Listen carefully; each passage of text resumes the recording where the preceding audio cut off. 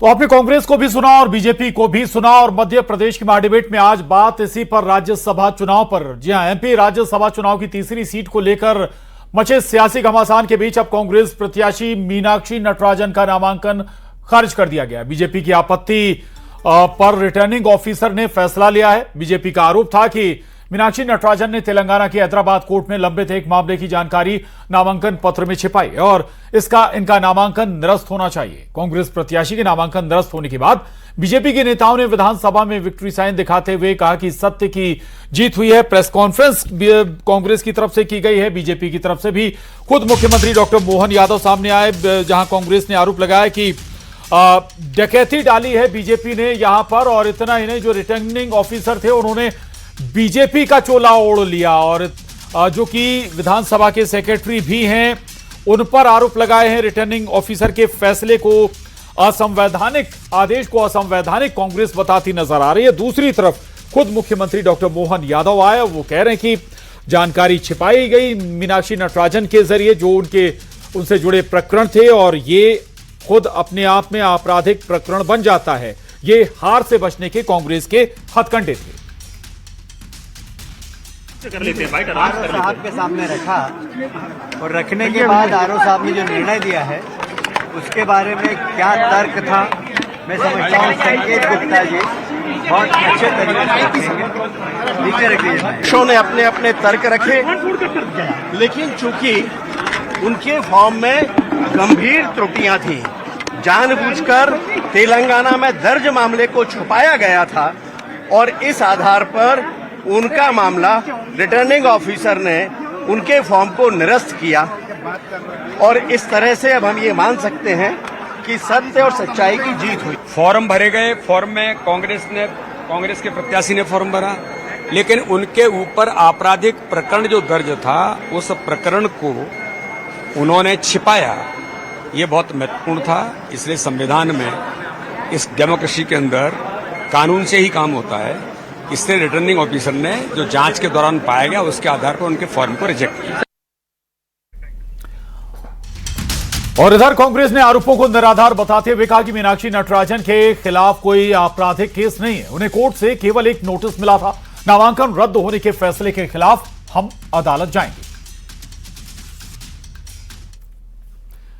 देश के लोकतंत्र और संविधान का जो कत्ल बीजेपी ने करा है, पीठ पे खंजर और गोली मारने का काम करा है, कि एक संविधान के मुताबिक चुनाव होता तो बीजेपी को डर था कि बीजेपी में बड़ी फूट होती, इनके आधे विधायक इनके खिलाफ वोट करते, क्योंकि इन्होंने जिस तरीके से अति पिछड़े और महिलाओं के अपमान करने की कोशिश करी। और बड़ा फेरबदल हो गया, या कहें कि नामांकन रद्द हो गया है और ऐसे में अब बीजेपी खुद विक्ट्री साइन भी दिखा रही है और अपने कैंडिडेट को जीता भी बता रही है। वाकई ये समझना होगा कि स्पेस है क्या कांग्रेस के पास भी ताकि वो रिटर्निंग ऑफिसर के इस फैसले को कोर्ट में चैलेंज कर सके। सभी पहलुओं को समझेंगे। बेहद खास मेहमान हमारे साथ जुड़ रहे हैं धैर्यवर्धन शर्मा जी, प्रवक्ता बीजेपी, आनंद जाट जी, प्रवक्ता कांग्रेस, कनिका भारद्वाज जी, वकील हैं सुप्रीम कोर्ट से, आरके शुक्ला साहब, राजनीतिक विश्लेषक, सुरेश शर्मा जी, वरिष्ठ पत्रकार। आप सभी का बहुत स्वागत है इस बेहद खास चर्चा में। सबसे पहले धैर्यवर्धन शर्मा जी, अभी कांग्रेस ने प्रेस कॉन्फ्रेंस की, जीतू पटवारी साहब, चलिए धैर्यवर्धन शर्मा जी शायद हमारे साथ हैं नहीं, आनंद जाट जी हमारे साथ हैं। आनंद जाट जी के पास जाऊंगा मैं। आनंद जाट जी, दो तीन बातें आई हैं, खुद मुख्यमंत्री जी सामने आए, वो कह रहे हैं कि वे जानकारी छुपाई, ये खुद अपने आप में आपराधिक प्रकरण बन जाता है। रिटर्निंग ऑफिसर का ये फैसला है। वही सवाल बार बार है कि भाजपा जब डरती है वो कानून प्रशासन को आगे करती है। मुख्यमंत्री जी कानून के कितने बड़े जानता है ये तो मैं नहीं जानता, लेकिन जिस प्रकार से ये आनंद फानन में नामांकन रद्द करने की कार्रवाई विधानसभा के सचिव जो अभी रिटर्निंग ऑफिसर है उन्होंने की है, वो दिखा रहा है कि वो भाजपा के पक्ष में काम कर रहे हैं। और सीधा और स्पष्ट मेरा आरोप है, ऐसा इसलिए कह रहा हूं क्योंकि कोई आपराधिक मुकदमा मीनाक्षी नटराजन जी के ऊपर आज दिनांक तक दर्ज नहीं है। उन पर जो एक नोटिस अदालत से आया था उसका जवाब भी उन्होंने दे दिया था और उसकी जानकारी किसी दूसरे ने नहीं दी थी, उन्होंने खुद ही दी थी। तो प्रश्न ये नहीं है, प्रश्न ये है कि भाजपा चुनाव से क्यों भाग रही है। चुनाव क्यों नहीं करवाना चाहती है? हमने, हमारे जो वरिष्ठ नेतागण हैं, उन्होंने प्रेस कॉन्फ्रेंस करके पूरी स्थिति स्पष्ट कर दी है। भविष्य में हम जो भी कानूनी और राजनीतिक विकल्प हैं, उन सब विकल्पों का इस्तेमाल करेंगे। कांग्रेस पार्टी का डेलीगेशन दिल्ली में इलेक्शन कमीशन के पास बातचीत करने भी पहुंच गया है। प्रश्न ये नहीं है, प्रश्न ये है कि भाजपा जब कॉन्फिडेंट थी और भाजपा कह रही है कि हमारे संपर्क में इतने विधायक हैं, उतने विधायक हैं, तो भाजपा फिर चुनाव से क्यों डरी? बस प्रश्न ये है। जनता को केवल इतनी सी बात समझनी चाहिए कि अब लोकतंत्र के जो तमाशे की भी अब भाजपा को जरूरत नहीं है। भाजपा सब कुछ जो है आर पार करके और अपनी मर्जी के मुताबिक कानून प्रशासन को करना चाहती है। ठीक है, ठीक है। धैर्यवर्धन शर्मा जी जुड़ेंगे तो आपके जो सवाल है उनका जवाब भी उनसे जरूर लेंगे। सुरेश शर्मा जी, ये वाकई अपने आप में सवाल है, क्या वाकई जो प्रकरण था वो इतना गंभीर आपराधिक मामला था? क्या BNS 223 और आपराधिक प्रकृति में आता था? क्या ये अपने आप में सवाल है? अगर रिटर्निंग ऑफिसर इस लेवल पर फैसला देते हैं तो कुछ सवाल तो उठेंगे। नहीं, एक बात है कि देखिए, ये जो कानून का और इसका पक्ष है तो एडवोकेट ही बता सकते हैं। मैं तो केवल इतना कह सकता हूं कि यदि मान लो ये जानकारी में था, मैं वही राजनीतिक पहलू समझना चाह रहा हूं सुरेश शर्मा जी, कि भाई सरकार के दबाव में तो रहे होंगे ना रिटर्निंग ऑफिसर, या फिर चूंकि वो सेक्रेटरी भी हैं विधानसभा के? नहीं, आमतौर पर जो रिटर्निंग ऑफिसर है वो विधानसभा का सेक्रेटरी बनता है। उसमें कोई पहली बार ऐसा हुआ है, ऐसा मामला नहीं है। लेकिन नहीं आ रही है। आनंद जाट जी की प्लीज ऑडियो क्लियर करें, डिबेट की आवाज नहीं पहुंच रही उन तक, please. Suresh Sharma ji please continue. मुझे आवाज नहीं आ रही है प्रशांत जी। हाँ सर, मैं क्लियर कराता हूं प्लीज। मैं ये कहना चाहता हूं कि प्रशांत जी मुझे आवाज नहीं आ रही है, प्लीज चेक करें। PCR टीम प्लीज चेक करें। हाँ सुरेश शर्मा जी। हाँ, जो रिटर्निंग ऑफिसर है वो विधानसभा का सेक्रेटरी ही होता है। ये पहली बार नहीं हुआ, आम प्राय ऐसा ही हुआ है। रही बात ये कि यदि मान लो हम ये विचार करें भी कि वो दबाव में काम कर रहे हैं, तो कानून को अपने हाथ में लेकर के कोई दबाव में काम नहीं कर सकता। ये एक पॉलिटिकल आरोप हो सकता है, लेकिन उन्हें दस्तावेजी प्रमाण चुनाव आयोग को भेजना पड़ेंगे, जिसके आधार पर उन्हें अपने द्वारा दिए गए फैसले को प्रमाणित करना पड़ेगा। हाँ। और यदि वो प्रमाणित नहीं कर पाए तो ये उनके कैरियर के लिए बड़ा एक मामला होगा। इसलिए मुझे लगता है कि सारे मामले में कोई बहुत ज्यादा लापरवाही नहीं बरती गई। और यदि मान लो मीनाक्षी जी को ये जानकारी थी, तो एक उल्लेख एक लाइन का करने में क्या दिक्कत थी उनको? वो कर सकती थी। तो ये एक दूसरा पक्ष है। लेकिन इन सब के बावजूद भी जो पॉलिटिकल घटनाक्रम है उसमें दो बातें बड़ी स्पष्ट हैं। क्योंकि बीजेपी ने जब तीसरा कैंडिडेट खड़ा किया तो उस समय ये जानकारी हम लोगों के पास आई थी कि उन्हें कांग्रेस की तरफ से कोई संदेश मिला है। और जिस तरीके से जाने का, यानी कि चार्टर्ड प्लेन से जाने की योजना बनी, उस योजना में भी जो चीजें निकल करके सामने आ रही है वो भी ये बता रही है कि सब कुछ ठीक नहीं था। हाँ। और उस ठीक नहीं होने का लाभ जो है ये भाजपा की तरफ से भाजपा को मिला है ये लाभ। हाँ। और मुझे ये लगता है कि अभी इसमें चूंकि बहुत ज्यादा कानूनी पक्ष सामने आया नहीं है, दोनों पक्षों के केवल आरोप लगे हैं, इसलिए बहुत ज्यादा ये सामने नहीं आया कि किस तथ्य को ज्यादा महत्व देते हुए और जो निर्वाचन प्रक्रिया है उसके मामले में कौन सी ऐसा लेकुना है जिसके आधार पर ये फैसला लिया गया है। ये अभी सीधे सीधे साफ सामने नहीं आया है। चलिए मैं लौटूंगा आपके पास। कनिका भारद्वाज जी बनी हुई हैं, सुप्रीम कोर्ट से वकील हैं। कनिका जी थोड़ा सा समझाइएगा, BNS धारा 223 का जिक्र यहां पर हो रहा है, क्या वाकई बेहद गंभीर आपराधिक प्रकरण मामलों में ये लगाई जाती है धारा? और क्या छोटी सी जानकारी छुपाना भी इतने बड़े फैसले का आधार बन सकती है? कनिका जी देखिए, सबसे पहले तो बात करते हैं सेक्शन 223 BNS की, जिसकी बात हो रही है यहाँ पे। तो देखिए, हालांकि एक माइनर प्रोविजन है, लेकिन इसके जो कॉन्सिक्वेंसेज हैं, जैसे कि 1 साल तक की सजा है इसमें और 5,000 रुपए तक का फाइन और बोध है, तो सजा का प्रावधान है। ये एक क्रिमिनल प्रोविजन है, क्योंकि ऑब्वियसली अगर BNS में है तो एक क्रिमिनल प्रोविजन ये है। तो हालांकि इसका जो नेचर ऑफ ऑफेंस है वो कॉग्निजेबल है, बट बेलेबल भी है। लेकिन जहां तक हम बात करते हैं, अगर हम एफिडेविट और ECI की गाइडलाइंस पे आ जाएं, तो देखिए सेक्शन 33A में जो ये अमेंडमेंट आया था कि आपको एफिडेविट देना है, विच इज फॉर्म 26। इस एफिडेविट में आपको सब कुछ बताना है, आपको ये भी बताना है कि आपका क्रिमिनल बैकग्राउंड क्या है। अब क्रिमिनल बैकग्राउंड में स्पेसिफिकली ये कहीं नहीं लिखा हुआ कि अगर एफआईआर ही होगी तभी आपको डिस्क्लोज करना है, ऐसा नहीं है।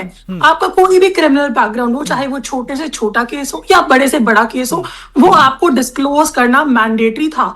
और वो क्यों है वो इसलिए है ताकि हर एक वोटर को पता चले कि ट्रांसपेरेंसी रहे हर एक वोटर के दिमाग में। डेफिनेटली ये ठीक बात कही। एक छोटी सी बात और है कनिका जी, क्या स्पेस है कांग्रेस के पास कोर्ट में जाने का? चूंकि अभी जिक्र हो रहा था, प्रेस कॉन्फ्रेंस शायद आप भी सुन रही होंगी, कोर्ट शायद छुट्टियों पर है, क्या वेकेशन बेंच में ऐसे मामलों को ले जाया जा सकता है?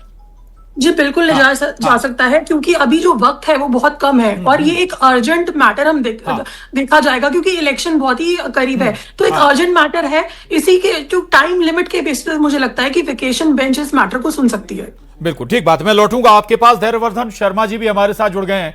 धैर्यवर्धन शर्मा जी, कांग्रेस की तरफ से जीतू पटवारी साहब, अध्यक्ष कांग्रेस के, वो सीधा आरोप लगा रहे हैं कि आप लोगों ने डकैती डाली है और जो निर्वाचन अधिकारी हैं वो बीजेपी का चोला ओढ़कर बैठ गए। आयोग के लोग हमेशा दूसरों पर दोषारोपण करते हैं। हमें तो अफसोस हो रहा है कि हमें चुनाव लड़ने का मौका ही नहीं मिल पाया। इनके कुछ कमजोर कड़ियों को हम ढूंढते, तलाशते या वो हमें संपर्क करते, मिलते, ये सब बात करने का मौका ही नहीं मिला। इन्होंने अपने पैरों पर खुद कुल्हाड़ी मार ली। अरे आजकल हर पढ़ा लिखा आदमी, सामान्य सा जानकार आदमी भी यह जानता है कि चुनाव आयोग के समक्ष धैर्यवर्धन शर्मा जी, आरोप तो ये भी है कि आप लोगों ने उनका चार्टर प्लेन 2-2.5 घंटे नहीं उड़ने दिया, परमिशन ही नहीं दी जाने की बेंगलुरु।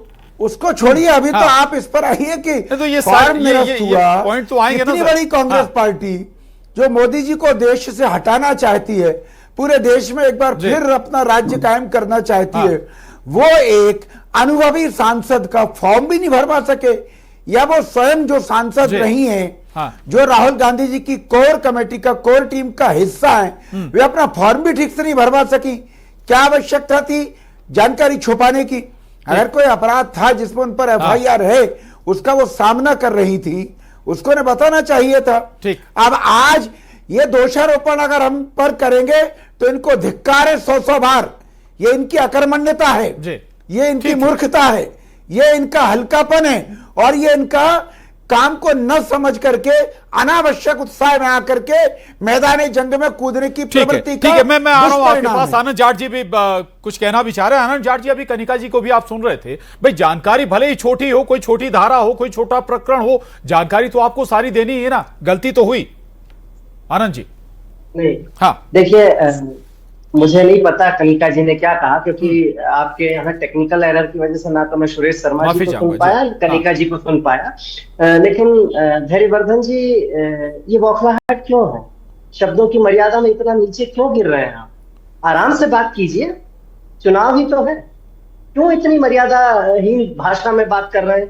मुझे नहीं समझ आता कि जब कानून अपना काम करेगा, कानून अपना काम कर लेगा, आपको क्यों अपने परवरिश का प्रमाण पत्र देने की जरूरत है? इस तरह से भाषा नहीं बोली जानी चाहिए। मूर्ख कह देना, ये सब राजनीतिक विरोधियों को ये नहीं कहना चाहिए। खैर, तो प्रशांत जी, प्रश्न ये है कि जब हमारे वकील साहब ने आपत्ति लगाई और उस आपत्ति का जो निर्वाचन अधिकारी ने पूछा था, उसको आपत्ति का जवाब दिया, तो जो पूरा ऑर्डर है उसमें कहीं मेंशन नहीं है कि आपत्ति का ये जवाब आया है, कहीं उसका कोई जिक्र नहीं है। ये मतलब स्पष्ट तौर पर दिखा रहा है कि एक साइड झुका हुआ तंत्र है और उस तंत्र से जो है मध्य प्रदेश की जनता और कांग्रेस पार्टी दोनों लड़ रहे हैं। देश की जनता भी लड़ रही है, मध्य प्रदेश की जनता भी लड़ रही है और कांग्रेस पार्टी भी लड़ रही है। और हमारे वकील साहब जो है श्री अजय गुप्ता जी ने प्रेस कॉन्फ्रेंस में बहुत स्पष्ट तौर पर कहा कि जिस प्रावधान की आड़ लेकर ये किया गया है, वो लॉ का कोई फर्स्ट ईयर का स्टूडेंट भी बता देगा कि किस प्रकार से ये नहीं कर पाएगा। आनंद जी, लीगल एस्पेक्ट से अगर आप समझे, देखें, कनिका जी को शायद आप नहीं सुन पाए, वो कह रहे हैं कि भाई जो कॉलम आपको, जो फॉर्म दिया गया, उसमें आपको एक एक जानकारी देनी है। भाई गलती आपकी छोटी हो सकती है। प्रशांत जी, 32 साल से अजय गुप्ता जी ये राजनीतिक वकील की भूमिका में है और वो फॉर्म भरने की प्रक्रिया से लगातार जुड़े ठीक है। हुए हैं। उन्होंने प्रेस कॉन्फ्रेंस में कहा जो आपने ही चलाई, मैंने आपके हाँ, चैनल पर नहीं सुनी। बिल्कुल, हमने अभी पूरी उसी प्रेस प्रेस- कॉन्फ्रेंस चलाई, लेकिन क्या मीनाक्षी नहीं, नटराजन जी अजय पूरी गुप्ता जी डिटेल ने सबसे पहले देना भूल गई बोला। आपको मैं वही बता या रहा हूं। गुप्ता जी को? आप सुनना, हाँ। प्रशांत जी मुझे बोलने दें, प्रशांत आपको जी, दीजिए। हाँ प्रशांत जी, मैं आनंद आनंद हरिवर्धन जी, जाट पूरी साहब बात हो कांग्रेस जाने के दीजिए आनंद जी की, प्रवक्ता फिर मैं आ रहा हूं संतत्व आपके को पास, प्रणाम प्लीज। करना चाहता हूं। मैं आनंद जाट साहब के संतत्व को प्रणाम करना चाहता हूं। इतना सब लुट जाने के बाद भी आनंद में है, इतना सब कांग्रेस का भट्टा बैठ गया आज इनके अपने कारणों से, उसके बाद भी आनंद में है, मस्ती में है। तो हे देवतुल्य आनंद जाट सुन लीजिए आनंद जी को, फिर मैं आ रहा हूं। बारंबार प्रणाम करना आनंद जी, चाहता हूं। आनंद जी, कि आपको continue। तनिक मात्र भी दुख सुन नहीं लीजिए है। हरिवर्धन जी, आ रहा हूं प्लीज, आ रहा हूं आपके पास। आनंद जी आपकी प्लीज। भाषा बता रही है, बार बार अपनी परवरिश का प्रमाण मत दीजिए। मैं आराम से बात कर रहा हूं। आनंद जी मुद्दे पे आइए, मुद्दे पे आइए, व्यक्तिगत नहीं। आनंद जी प्लीज, आप दोनों से रिक्वेस्ट है, व्यक्तिगत नहीं, प्लीज मुद्दे पर रहें मैं प्लीज। व्यक्तिगत नहीं हो रहा हूं, हाँ, please। मैं व्यक्तिगत नहीं हो रहा हूं, मैं केवल बात कर रहा हूं और मैंने केवल अपने प्रश्नों का उत्तर देने की कोशिश की है। चाहे राजनीतिक जी, अपोनेंट हाँ, है, हम ठीक, कांग्रेस ठीक। पार्टी को आप गाली दोगे चैनल पर बैठकर, क्या तरीका है ये? चल ठीक है, मैं आर के शुक्ला साहब के पास जाऊंगा, प्लीज प्लीज प्लीज। आर के शुक्ला साहब, आर के शुक्ला आपकी साहब, पार्टी में अपनी गलती कैलाश मानने की विजयवर्गीय, परंपरा नहीं मैं है। कहूंगा बाकी आप पैनलिस्ट अपनी की तकलीफ आवाज को कम कहां करें डाल प्लीज, रहे हैं? बाकी पैनलिस्ट की आवाज कम करें। आर के शुक्ला साहब, कैलाश विजयवर्गीय जी कह रहे हैं कि तेलंगाना से केस से जुड़ा कागज हमें कहां से मिला, वो कह रहे हैं कि कांग्रेस के अंदर इतना सब कुछ चल रहा है, कांग्रेस की तरफ से ही ये जानकारी आई है। अब देखिए, कैलाश विजयवर्गीय जी ने क्या बोला, उनके अपने सोर्स हाँ, होंगे, तो उस हाँ, पे तो मैं कमेंट नहीं करूंगा, हाँ, कांग्रेस की तरफ से आए या कहां से निकली। लेकिन हाँ, जो है ना, प्रदेश की कॉम्पिटेंट अथॉरिटी के द्वारा श्रीमती मीनाक्षी नटराजन जी का फॉर्म निरस्त किया गया है, उन कारणों तो जाना चाहिए कि ऐसा क्यों हो रहा है। एक बार नहीं हुआ, कांग्रेस के साथ ये लगातार 3 बार हो चुका है। अभी साथ हुआ, इसके पहले मुकेश मल्होत्रा जी के साथ हुआ, उसके पहले जो है ना खजुराहो की जो लोकसभा प्रत्याशी थी समाजवादी पार्टी की, उनके साथ हुआ। इसके भी पहले राजकुमार जो है ना पटेल जी के साथ हुआ था विदिशा चुनाव में। तो ये घटनाएं क्यों घट रही हैं, इनके पीछे कारण क्या है? क्या अंदरूनी कारण है या उसके राजनीतिक कारण है? ठीक ना, इस ठीक पे ठीक मुझे है, लेकिन लगता है एक कि पहलू ये जरूर है, मनन चाहे करने की कोई भी आवश्यकता हो, है। मैदान में है तो फिर अपनी पूरी डिटेल के साथ फॉर्म फिल करे, ऐसी कोई मौका ना दे विपक्ष को। बहुत शुक्रिया, माफी चाहूंगा, वक्त ज्यादा है नहीं। आप सभी खास मेहमानों का बहुत धन्यवाद इस पूरी चर्चा में शामिल होने के लिए। एक अहम खबर इसी मसले से जुड़ी हुई, ईसी दफ्तर के बाहर कांग्रेस धरने पर बैठ गई है। ईसी ऑफिस में नहीं जाने देने को लेकर यह धरना है, पर्चा रद्द की शिकायत करने पहुंचे हैं कांग्रेस नेता, और जब ईसी ऑफिस में उन्हें नहीं जाने दिया गया तो उसके बाद ईसी दफ्तर के बाहर ही कांग्रेस नेता धरने पर बैठ गए। ये तस्वीरें आपके टीवी स्क्रीन पर, दिल्ली से तस्वीरें हैं। Delhi central election commission, Congress प्रतिनिधिमंडल पहुंचा हुआ है दिल्ली में, लेकिन जब इलेक्शन कमीशन के अंदर जाने की परमिशन नहीं मिली कांग्रेस नेताओं को, तो उसके बाद वो इलेक्शन कमीशन दफ्तर के बाहर ही धरने पर बैठ गए।